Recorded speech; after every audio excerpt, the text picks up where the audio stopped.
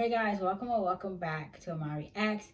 It's your host here, Amar Muhammad, back with a video. And in today's video, we are doing another episode of the Romcom Frenzy.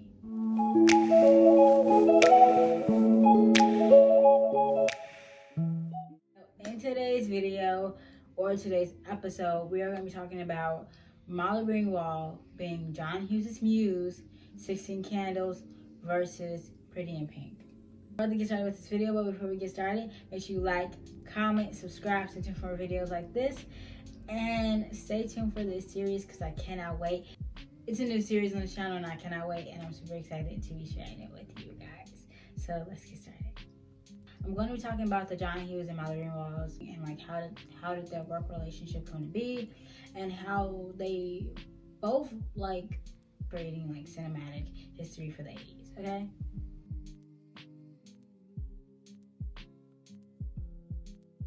In 2018, Molly Ringwald came out with an article on The New Yorker called "What About the Breakfast Club?" It's talking about her relationship with John Hughes and, you know, how that all came to be. So it was stated in the article of The New Yorker that around the time that John Hughes had discovered Molly Ringwald, he was looking for actors for his supposed to be debut movie, The Breakfast Club. The Breakfast Club was supposed to be his debut movie for him as a filmmaker and a filmmaker. Okay.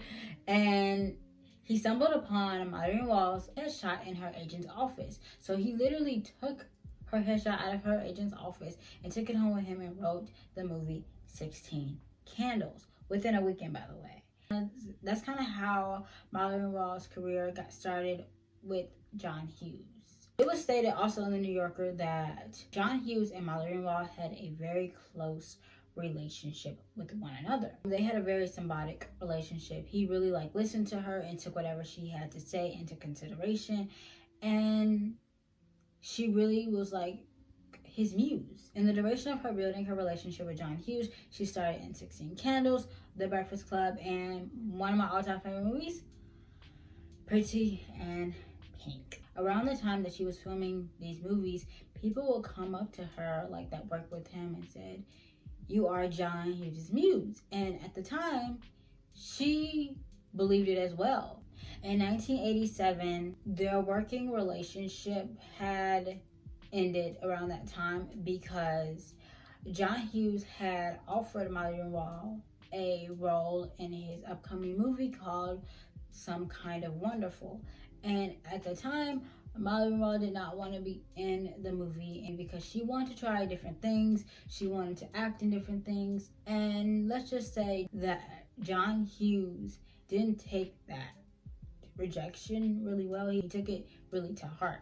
So he cut all ties with her. He cut off all contact with her, and they didn't work ever with each other ever again.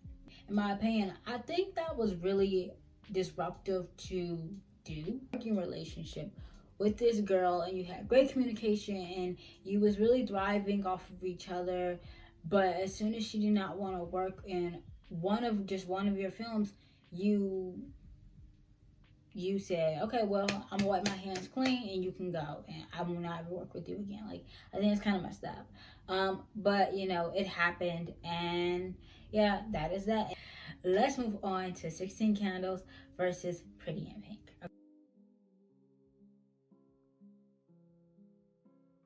16 Candles was released in 1984. It is a rom-com, a coming-of-age story rom-com. It stars Molly Ringwald played a character named Samantha Baker, aka Sam. Anthony Michael Hall played the Geek. That was literally his name in the movie, the Geek. And Michael S., he played Jake. Okay? The movie is about a girl named Samantha Baker who is 16, who's turning 16, or it's her 16th birthday, and her family basically forgets about her birthday because her sister's wedding is the next day. And to be honest, I thought that was really, really, really strange, because why would you have your wedding the day after your sister's 16th birthday? And also, her parents forgot her birthday.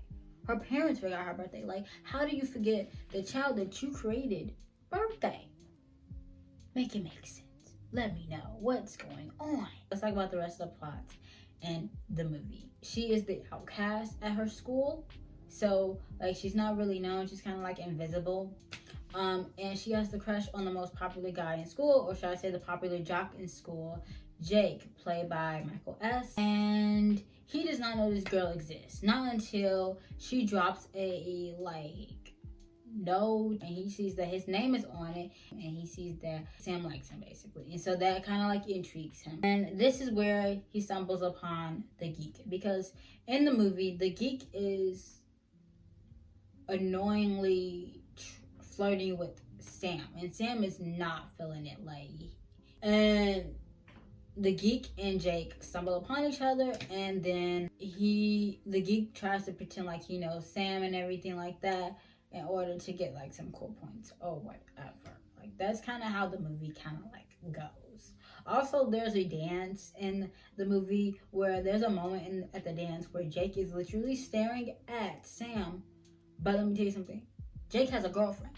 Jake is dating the popular girl in his school.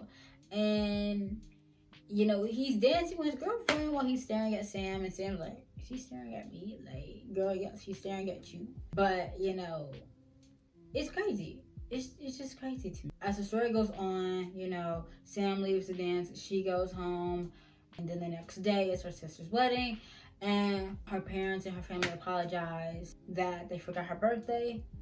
And then we turn around and we see her sister's on her period. Okay, her sister's on her menstrual cycle.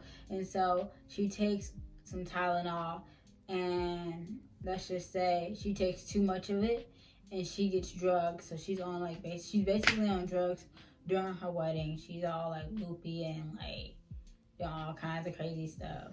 And yeah, in the end of it all, you know, Jake and Sam finally meet up after her sister's wedding ceremony or vow ceremony, and they dip out. They go to Jake's house, and yeah, he gives her a cake. They sit on the table. It's one of the most iconic scenes in the film. It's probably the most memorable thing about the film. They sit on the table. He has a cake in the middle. He says, "Make a wish," and she's like, "It already came true," and they kiss. Okay. And I'm not gonna lie to you, I swoon every time I see that scene. It's so good.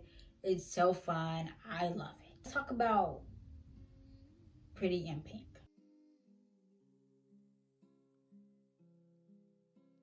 Pretty in Pink was released in 1968. It is starring, once again, Molly Ringwald, along with John Cryer, Andrew McCartney, I believe Henry Dean Stanton, and some other people, you know.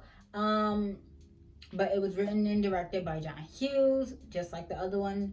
And John Cryer plays Molly Ringwald's character Andy's best friend. And Andrew McCartney plays the popular but sensitive rich boy. Pretty in Pink is a rom-com coming-of-age story. It's basically about this girl named Andy who grew up in poverty and has gathered the attention of the rich boy at her school, and they end up dating while having a best friend named Ducky who's obsessively in love with her. The plot lines in the movie are Molly Ringwald's character plays a inspiring fashion designer, and I really love that about this movie. Like, you know, she's just not sulking. She's just not like an outcast. She's like, have dreams and aspirations and goals, and I really like that. So yeah, she's an inspiring fashion designer, but she works at a record store, and her best friend Ducky is always at her job, just because he has nothing else better to do. You know, he just likes to be around Sam all the time, 24/7. Okay, rich boy Blaine has a crush on Andy. He's observing her. He is steady coming to like her record store, and he is like glancing at her, analyzing her, observing her behind the freaking record shelves. You know, eventually he pays for a record. He does a little bit of flirting, and then he comes back and he does a little bit of flirting once again.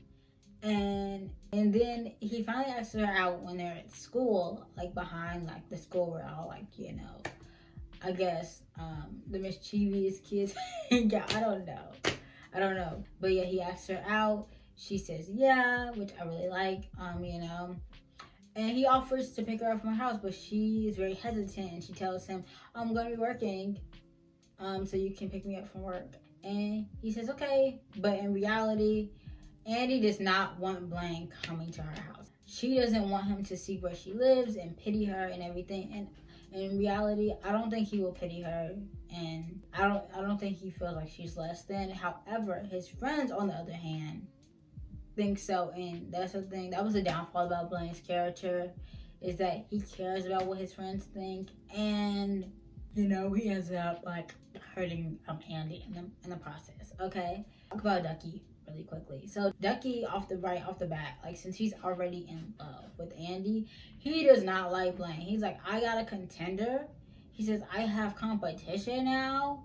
I don't like that. So he's like trying to like badmouth him. And I'm not gonna lie, he's doing a pretty good job, because he's telling her about him and everything like that. He's doing a dang on good job, you know. He loves his best friend. Hey, he's in love with the girl, so he's gonna try to like prove his case into proven guilty, okay? In the end, Ducky and Andy just stay friends, and Blaine and Andy get back together at the end. Great, now that we got that all out the way, let's talk about what movie I liked, what movie I didn't like. And let's be honest, I did not like 16 Candles. Love story about Sam, and just, it was off. It was a little off for me. It was so many red flags in that movie. That movie wanted to punch people in the face. Like, I was getting mad. That movie was making me mad. It was making me happy and mad at the same time. It's because her parents forgot her birthday. The boy that she likes is like, he won't like go up and talk to her. He's trying to find out who she is. Like, if you want to know who she is, go up and talk to her like a regular person.